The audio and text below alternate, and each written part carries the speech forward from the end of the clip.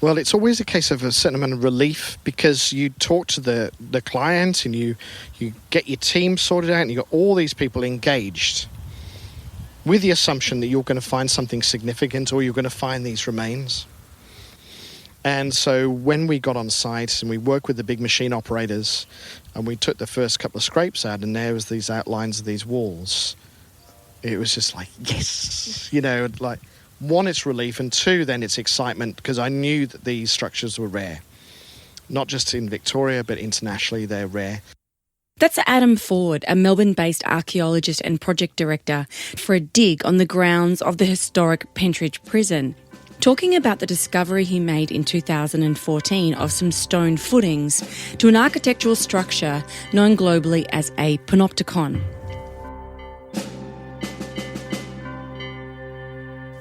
Hi, my name's Kate Follington and you're listening to Look History in the Eye, produced by Public Record Office Victoria. We are the archive of the state government of Victoria. We hold 100 kilometres of public records about Victoria's past, which are carefully preserved in climate-controlled vaults. In this podcast, we meet the people who dig into those boxes, look history in the eye, and bother to wonder why. You can download the record that began this story by searching Look History in the Eye podcast online.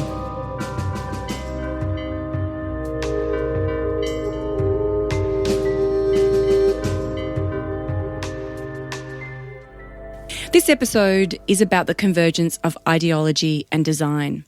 The panopticons and Pentridge Prison itself was the physical manifestation of criminal reform in the 1800s. New, radical concepts were designed deeply into the architectural vision for the prison. It was paving the way for psychological experimentation and a method that we now know has become one of mankind's most brutal forms of punishment. The prison is based in the northern fringe of the city and it was active until the mid-1990s. And in 2004 it was sold, of course, to developers to build apartments and townhouses. But the deal was as long as certain sections were preserved as heritage, the development could go ahead. So in 2014, Adam was brought in to work out what was worth keeping. And he knew that if he could find the panopticons, they'd have local as well as global significance. I did see some aerial photographs taken in the 1940s of the panopticon airing yards when they were still erect and still built. And they looked bizarre. From an aerial view looking down over this prison, it was like looking down at a prison where a carnival troupe had set themselves up inside the prison walls. They'd turned their giant wagon wheels on their side and laid them randomly across the prison complex. Right, so the panopticons are, if you imagine a large timber cartwheel laid on its side, and you've got the hub at the middle where the axle would have been, and then there's spokes leading out or radiating out from that axle, and then there's a perimeter, which is the wheel rim, the tyre of the cartwheel. That's kind of what these were, but in stone on the ground, and they're about 30-odd metres across. The circle in the middle is the foundations of a 2-storey watchtower, and then radiating from the watchtower were these dividing walls that were overhead high. Prisoners left their solitary confinement for their 1 hour of exercise a day. They trooped into the base of the watchtower, and then all faced a tiny little door that led out to their own little triangle of exercise yard, and then they got in there and they were told to walk, and they had to walk without stopping for an hour, and then they went back into solitary confinement for their hour. That was their Michelle Bridges 12-week transformation, and it was all about this silent and separate system. Pentridge Prison was built in 1859, a few decades after Melbourne started as a British colony. Pentridge was designed to look like a Gothic castle. It has curved medieval turrets which stare down at you from the entry gate, and thick, tall bluestone block walls built by the prisoners themselves stretch out for hundreds of metres in both directions. It kind of looks like something out of the Game of Thrones. You know, this formidable structure, this fortress-like structure standing on the top of a hill, silhouetted against the sky, gave the community that up until that point had started, the fabric had started to burst at the seams with an enormous amount of people arriving at the beginning of the gold rush. It gave them a feeling of confidence in the government and confidence in the justice system, and that what they'd seen as this burgeoning lawlessness was being treated seriously and being controlled by the colonial authorities.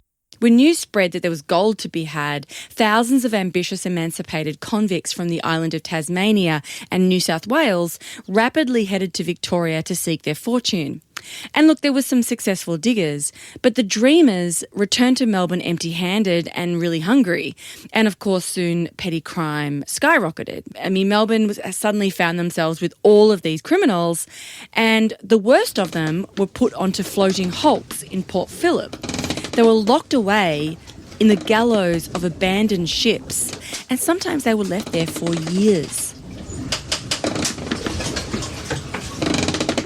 So another solution that they were employing at the time was simply to whip criminals with the cat of nine tails. The cat of nine tails was a whip made of strips of knotted fabric. The whipping would lacerate the back skin of the victim, who was tied to a wooden frame, up to 50 times. And then they'd often not stop at the first 50. They would then deliver it 3 more times over several months. And then to add salt to the wound, which is in fact where the phrase came from, they would then splash salty water onto the cuts to reduce the possibility of infection. Ouch. The best option if you committed a crime was to be sent to the road gangs at any of the stockyards around the city. So you could be road building from anywhere between 3 to 12 months. But if you misbehaved while you were doing that, you'd be shackled with metal weights around your ankles. And this was called hard labour in chains. You know, prior to the 19th century, punishment went 2 ways. Either it was physically punitive. People were whipped or beaten or put in the stocks or given hard labour. It was a way of physically meting out the community's revenge on someone who was being naughty. But if you were really bad, then they just killed you. The designers really thought there has to be a new way. An event that rocked the prison establishment occurred just as the government decided it was time to try something new. With the ships in the harbour full and Melbourne jail overflowing, the Inspector General of the Penal Settlement, John Price, while visiting a prison road gang in Williamstown, was suddenly dragged down an alleyway at Jellybrand Point and bludgeoned to death with rocks by prisoners from the prison ship The Success. And they were complaining to him apparently about their food rations and the ill treatment they'd been receiving from wardens. And they obviously didn't like his reply because they then bludgeoned him to death. So it was pretty obvious to the government of the day that they needed a new way to reform criminals, and they needed it to work quickly and effectively. Well, the penitentiary was an entirely new concept. The British penal system, until the reformers took over, was based on the threat of severe punishment. Towards the end of the 18th century, there were something like 300 offences that were capital. If you cut down a cherry tree in an orchard, that was an offence that was regarded as deserving capital punishment. There were various legal fictions that were available so that judges could avoid having to sentence people to death. That's Geoff Hewitt, a Melbourne-based archaeologist who also is doing his PhD in philosophy. And he has a particular interest in the panopticon design because it ties very closely into prison reform in the 1800s. The main idea behind this reformability of people is an evangelical religious one, and it was very much part of the nonconformist approach to religion that had developed in Britain and had been transported quite early to North America. And it was all based on the notion that the human soul was capable of being converted and recovered, and that people would respond and become good members of society if this could happen. the Quakers in North America, particularly in Pennsylvania, thought that to connect to this divine spark within the person required them to be kept in isolation, hence the idea of the separate system. And the Pennsylvania prisons initially were single-story, and they all had a little window in the roof of the cell through which the light would come, and this was symbolic of the eye of God, and the eye of God shining upon the person who's stuck in this dark cell otherwise. And thus a new experiment on the spiritual reform of criminals began, and it was called the silent and separate system. When designing Pentridge, they decided to adopt a couple of different ideas. On the one hand, you had the forced religious self-reflection concept onto criminals, and on the other, you had the influence of a utilitarian reformist who was on the rise in England, and his name was Mr. Jeremy Bentham. And he believed prisoners needed more than just spiritual enlightenment. They needed self-discipline. They needed purpose. And that prisons should be designed to offer prisoners a trade or a skill, as well as time to self-reflect. So his prison design, presented to the English judicial system, would achieve this goal. It wasn't square. It wasn't a floating hulk on the Thames. His prison design was tall and round, and he called it the panopticon. A massive circular designed prison where all the prison cells are layered floor on floor around the outside walls, with the prisoners' cells facing inward. And in the centre, a tall guard's tower rises from the floor. But you can't see the guards because they're hidden behind slatted windows.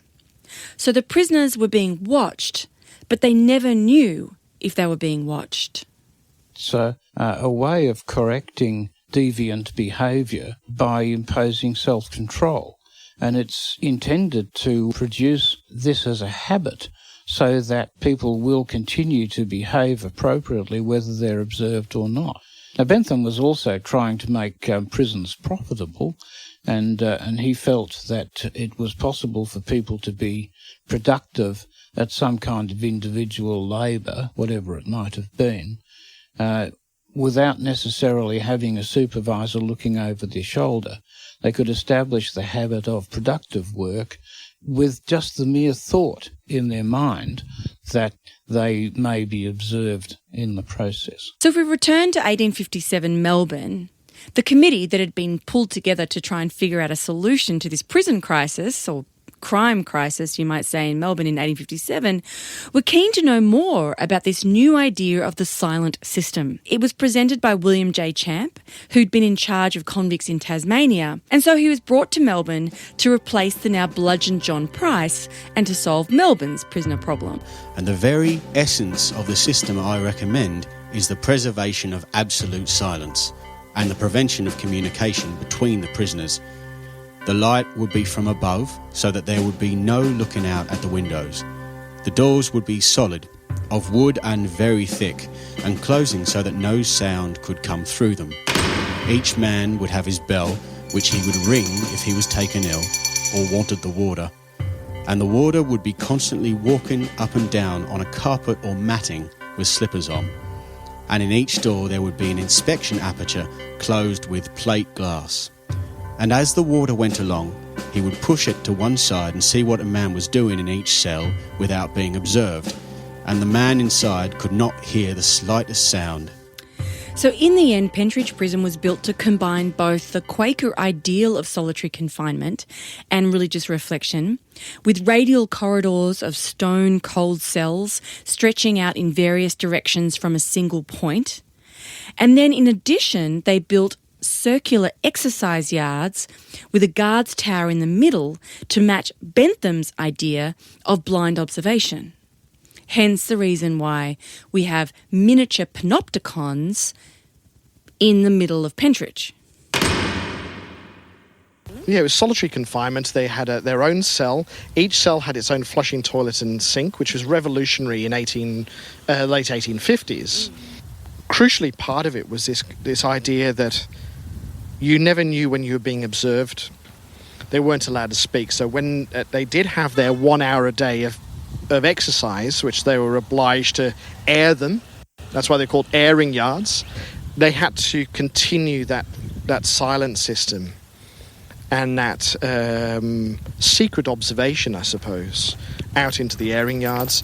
So these guys would go out for 1 hour a day. They would walk through one of the yards into the base of the tower and then into the yards, and they had to walk up and down for that hour. Now, the design of the tower, the two-storey tower up at the top, there were two guards who wandered around on the inside.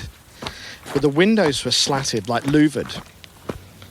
So the prisoner, if they looked up and casually looked up, all they would see were these louvered windows, and they would never know whether being observed or not.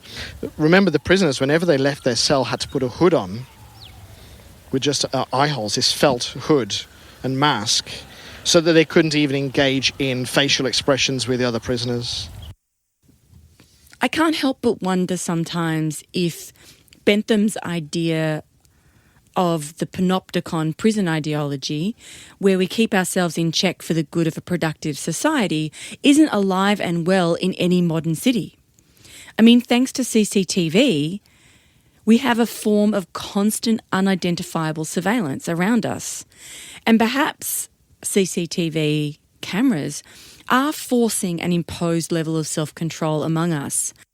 And the concept was more to do with running manufacturing places rather than prisons, such as asylums and poorhouses and other sorts of refuges, as well as prisons, where this idea of the centralised supervisor who is silent and invisible could be making people productive. The collective happiness is more important than individual happiness, and that the total happiness of the mass is to have precedence over the will of the individual.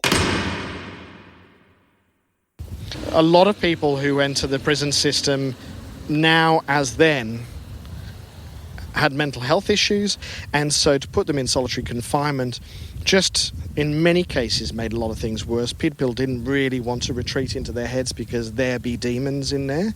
And so I think it was quickly established that it wasn't working, and it was much better to see prisoners, okay, they weren't allowed to speak in the silent system, practice in C division, but they were engaged with each other, they were engaged in meaningful activities.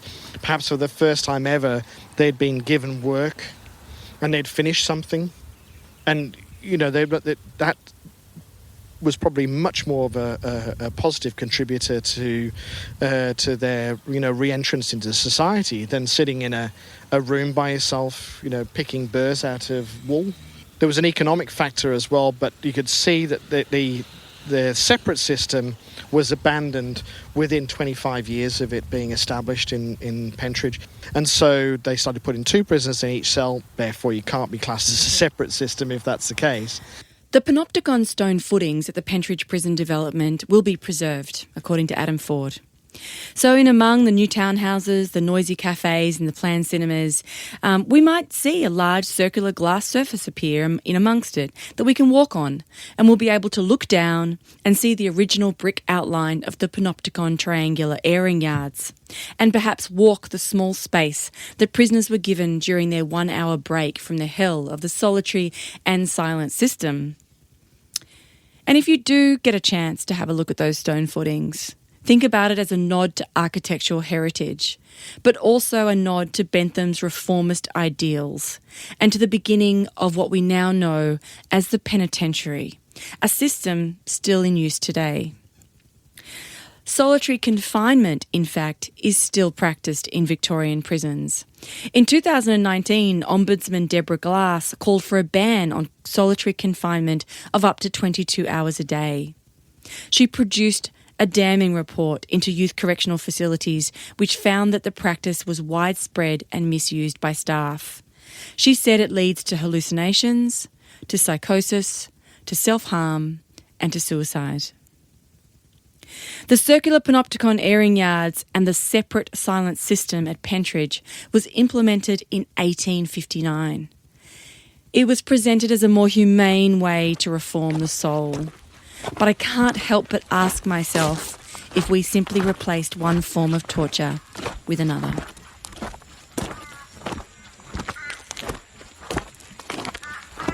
I'm walking about in the exercise yard.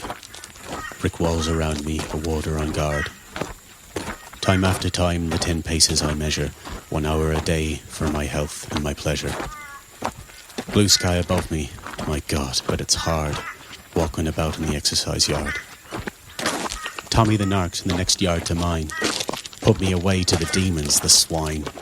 He got a couple and I got a fin. By the Lord Harry, the judge rubbed it in, said with the devil's own brush I was tarred. Sent me to walk in the exercise yard. As I'm tramping, I think of the missus in court. The lawyer had told her my time would be short. When the judge gave me 5, well, she looked a bit off. I hope she won't go and take up with that toff, him with the nose that got broke when we sparred. I wish I had him in the exercise yard. But it's no use of fretting. Ah, there goes the bell. Put on your masks. Now it's back to my cell, back to my Peter and Hominy Inn, Satan's own mixture of maize meal and sin. Then safe for the night, I am bolted and barred, done for a day with the exercise yard.